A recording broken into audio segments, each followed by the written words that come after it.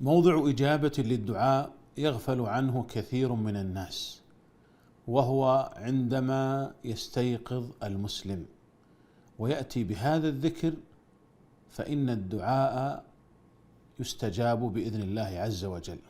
جاء في صحيح البخاري أن النبي صلى الله عليه وسلم قال: من تعار من الليل، يعني استيقظ بصوت، فقال: لا إله إلا الله وحده لا شريك له، له الملك وله الحمد وهو على كل شيء قدير، الحمد لله، سبحان الله، لا إله إلا الله، الله أكبر، ولا حول ولا قوة إلا بالله. فإن قال: رب اغفر لي، أو دعا، استجيب له، وإن توضأ وصلى قبلت صلاته. فتأمل قول النبي صلى الله عليه وسلم: فإن دعا استجيب له. هذا يدل على أن هذا الموضع من مواضع إجابة الدعاء.